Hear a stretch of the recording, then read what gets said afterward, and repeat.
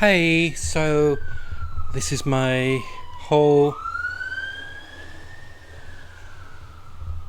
and that's a siren. So anyway, it could be very noisy tonight because it is so humid. I've got my fan on. I've got all my windows open. So apologies. Hopefully the microphone will cut out a lot of the noise. So apologize for any noise interference, but it's just too humid and hot to have, hence my hair being up, to have the windows closed and no fan on. So just it's a whole review of what I bought this past week. I did get some comics the week before, but I've read them, put them away. I just can't be bothered. But yeah, so it's not a huge amount. And yeah, just letting you know what I'm stopping as well and why. So I'll just go through the weekly comics what I got. So first one, and I got the variant cover, which I don't normally get nowadays, but I love this cover. And this is Haunt You to the End. Great alternate cover, and it's written by Ryan Cady and arts by Andrea Muti, who is a really good Italian artist. Done quite a bit of stuff for Cullen Bunn. And colours by Frank. No, that's lettering, I think, by Frank Chetkovic, or is that? Yeah, he's the letterer. But yeah, it's set, I think, slightly in the future. But it's a horror comic, and it's good. It's really interesting. It's got, I don't know, it's just got a really fresh feel to it. Really enjoyable. It didn't read like an, sounds strange, but it didn't read like an image comic. A lot of image comics at the moment have been very retro looking. A lot of nostalgia. But this one, yeah, it's a fun horror comic. It's about this oligarch, I think he is, or this billionaire who's fascinated by the occult, and he employs this investigator who's a skeptic, and that's why he's employed him, just to, because he said, if I can make you believe, then it's got to be real. So yeah, he's hired him on a team of experts to investigate this certain thing, and that's where it ends. That's where it ends. This one's more like an introductory issue of all the characters, but it's not one of those introductory issues where you just think like, oof. Like the Avengers, the new Avengers, that just left me yawning. Just like I was thinking, oh, you could have done this in 2 pages. But this one, no, it's good. It made you intrigued who the characters are and what's going to happen. So yeah, it had a bit of an X-Files feel to it in a way. So I'd give this about a solid 8 out of 10. I do recommend checking it out. And then on to Monarch issue 5. This is a consistently good comic. So I hope there's going to be a book 2. I thought this was going to be an ongoing, but apparently it ends with number 6. It's by Rodney Barnes, who does Philadelphia, and art by Alex Lenz. Gorgeous artwork, really good urban storybook but it's a bit like Attack the Block, that kind of thing, where it's got an urban setting, but about an alien invasion, and there's a really good twist in it. The cover might be a clue, and yeah, it's just a really fresh, fun, enjoyable. You get attached so much to each of the characters in this. 9 out of 10. It's been a solid read. I'll be sad to see it go, and I do hope it comes back for a book 2, though I don't know how they'll do that. And then really consistently strong. It's never had a weak issue, even when there was a fill-in artist. Batman Incorporated number 9. This is part 2 of Joker Incorporated. Boy, this is so good. This is, I'd say, for the Batman titles, family titles, Detective, and then it's this Batman by Chip Zdarsky. I'll talk about that later. But anyway, this great artwork by John. I think it's John Timms. Let me just find a. I think if I remember rightly, there's a really good splash page. So I'll just find that. There we go. Yeah, it's just so solid. It's one of the best comics that DC are doing. There's never been a dull issue. It gives me the same pleasure as what I used to get when I used to read Suicide Squad back in the 80s. Ostrander Suicide Squad. It's very, very high quality. An easy 9 out of 10. And then Nightmare County, The Glass House, book 3, issue 3. I do like what they're doing with all these series, like with Dead Boy Detectives and this, and then there's going to be a Festly one-shot which leads out to this issue. So they're really making the Salmon universe not just a series of miniseries that aren't related, but they've all like laced and intertwined with each other. I give it about 7.5, 8 out of 10. I actually think this isn't as strong as the first story arc what did in Nightmare Country, but it's still solid. And the original artist is back, which is good because they had a different artist last week, and it kind of threw me out of the story last month. I mean, and then I'd say my comic of the week, and I'm surprised by this because this normally is a comic company who I slate and I'm constantly disappointed with, but it's a Marvel comic, and it's Black Panther. That cover is gorgeous, and it's written by Eve Ewing, who did Ironheart, and drawn by Chris Allen. The artwork is just beautiful.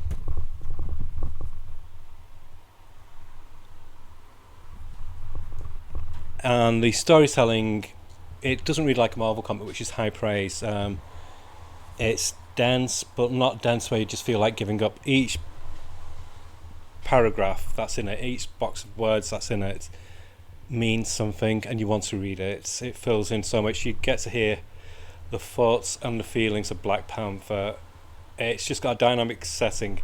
I love how it's basically like, this is basically Wakanda's version of a shantytown, but Wakanda's version of shantytown is like luxury compared to the rest of the world, but even still in the level of Wakanda, I've forgotten the name of the town. I don't want to hunt through 48 pages to find it, but this shantytown basically is impoverished by Wakanda standards, but if you compare it to say somewhere in the UK, USA, it'd be just a standard decent place, but they just don't have all the luxuries what the rest of Wakanda has, and this is where Black Panther now has relocated, and it fills in so much in this issue. It opens up a whole new area of Wakanda, what we've never seen before.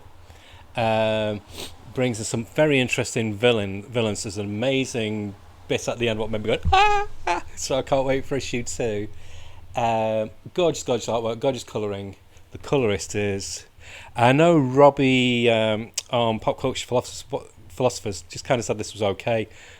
I think he needs to read it again because it really is very, very good. Yeah, gorgeous art colours by Craig Young, and it's a very fun, it's the most enjoyable take I've seen of Wakanda and Black Panther. Eve Ewing has injected something fresh, something new to the world of Black Panther. It's got a very modern, and yet not modern, but not like the other. I find some of the old Wakanda bits a bit cliche, a bit like, oh please. I think it's because the world of Wakanda and Black Panther was created by a white writer and a white artist in the 60s and 70s, so it did come across very patronising when you read it in the 21st century now, whereas this one, it's written by a black female author and she's given it such fresh blood. It's the most exciting it's been since Christopher Priest's run, and I'd actually go as far to say it's better than Christopher Priest's run. It's just great. She introduced a whole host of new sub-characters, smaller characters, smaller people, and I'm in for the long run. If the issue 2 is of the quality of this issue, I'm in for the long run, and I can't say that about a lot of Marvel comics. So I'm going to give that a 9.5 out of 10. And then we come to the last of the regular ones, Green Lantern number 2 by Jeremy Adams as writer, and artist Zemankina, I'm butchering that, Zamancino or whatever. Anyway, gorgeous artwork.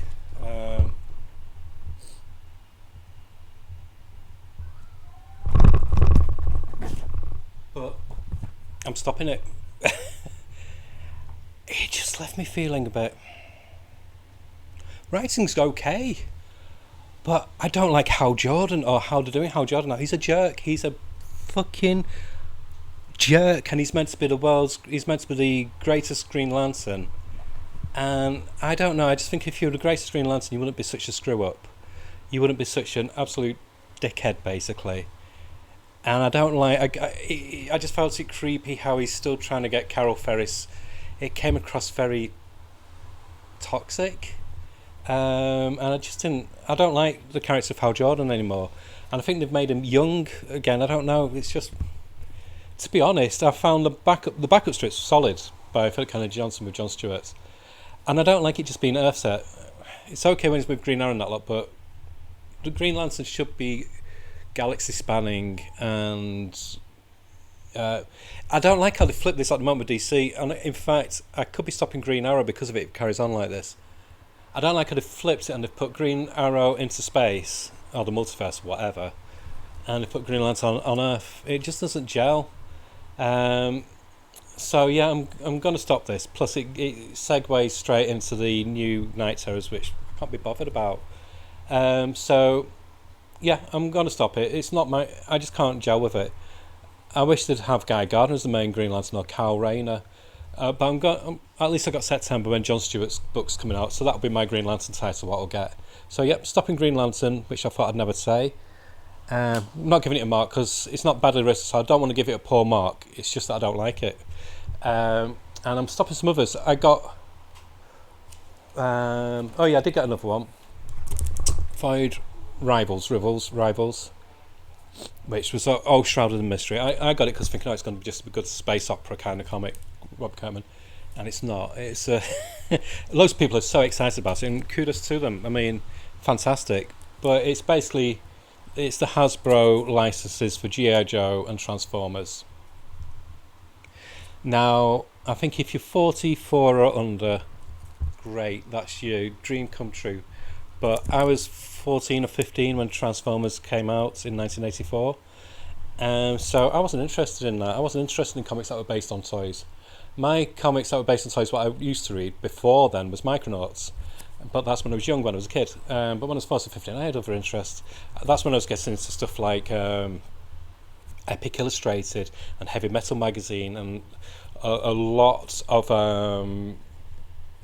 the underground comics as well. That's when I was just getting a taste for things that were different out there. Apart from but I was a huge X-Family fan, Batman fan still, and Swamp Thing. So yeah, so it means nothing to me. Someone says Transformers and JoJo, I was just like, because I have no interest or love for things like He-Man. Because again, I was about 15, 16 when He-Man was big.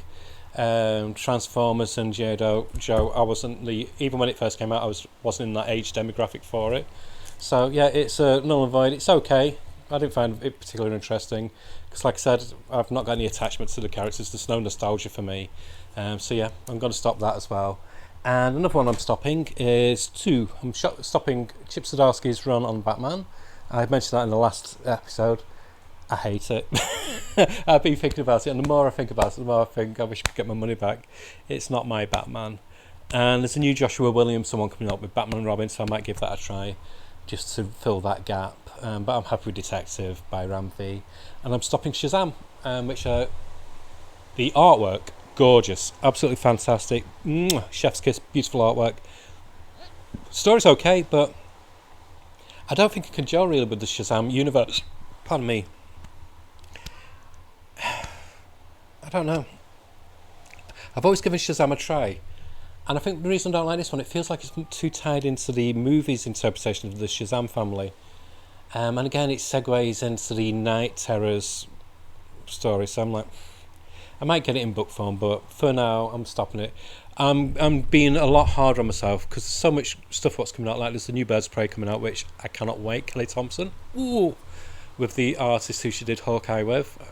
Yeah, that's a no-brainer.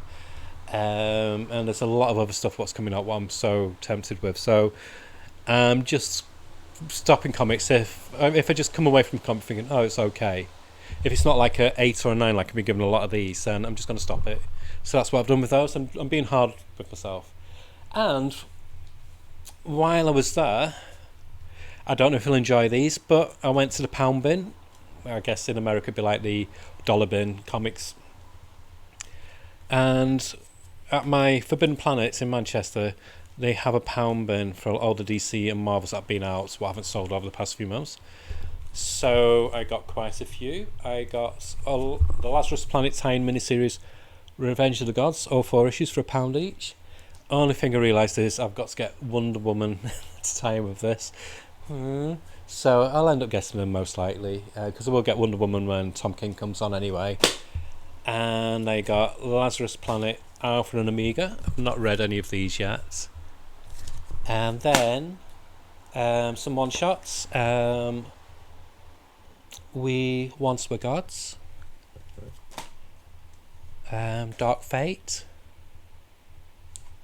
And finally, Legends Reborn. So I'll give them a read. I'm in £1 each. That's 9 comics for £9. Can't complain. And then finally, got some graphics. First one, an eBay purchase, because I got the first one last week and I thought, yeah, I'm going to carry on with this. And it's volume 2 of John Ostrander's Suicide Squad in mint condition. This cost me about £7, free postage as well. This is hard as shit to get hold of as well, so I'm really pleased with that. Cool Luke McDonnell artwork. He's gone into doing storyboarding now, I think, for a lot of films. So, and after that I got a load of well, not a load, but 4 manga titles. Some that I'm continuations.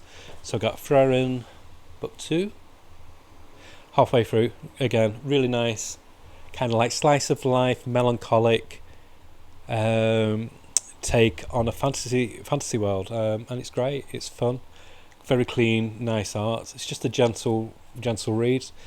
It's like a really nice palette cleanser from all the wham bam, thank you ma'am action of a lot of comics. And then this one is fucking cool. I've only ever seen volume 2 before, so finally volume 1's come out, so I picked it up. And it's Ryuku volume 1 by Odo Yoshimusa. This guy is an artist, sculptor, world-renowned sculptor and everything. And this is about a, let me get this right, she is an assassin for hire from the. She's a motorbike riding, leather clad, samurai sword wielding assassin for hire by the Yakuza. The artwork is so fantastic, very Pope. I'll just show that page and close it, because manga companies get very pissy about you showing the work. And then starts a new series. This is by the artist of Death Note and Bakuman, I think it did. And this is Showa Shoten. Got volumes 1 and 2. And this basically is a slice of life dramedy about 2 guys, young guys, wants to make it big in the world of comedy. So, I mean, I don't know any other comic or graphic novel that deals with that. So I just wanted something different. I get jaded a bit with a lot of stuff. I am getting quite jaded with a lot of superheroes at the moment, which isn't good. Because when I get jaded, I can do rash things. I'm not being rash with stopping once I've stopped, because they really aren't doing anything for me. So hopefully this will stop my extreme tendencies of maybe just stopping comics completely and switching to graphics, which I've been thinking about, but I know I would regret it. So this is like my way to stop myself. So yeah, the artwork in this is so clean and it's just beautiful. So yeah, these are my next on my list to read. Like I said, I'm reading Frieren at the moment, so I'll read these next, and then the Ryuko, and then the Suicide Squad and the Lazarus Planet when I get around to it. So yeah, that's it. Like I said, I will be doing a special about my favourite decade for various reasons, for being a comic fan and being a comic reader. And it's not to do with what creators were big at the time. It's just experience as a whole. So yeah, so that's it. Hope you've all had a really nice weekend, and happy Father's Day as well. And speak to you soon. Bye.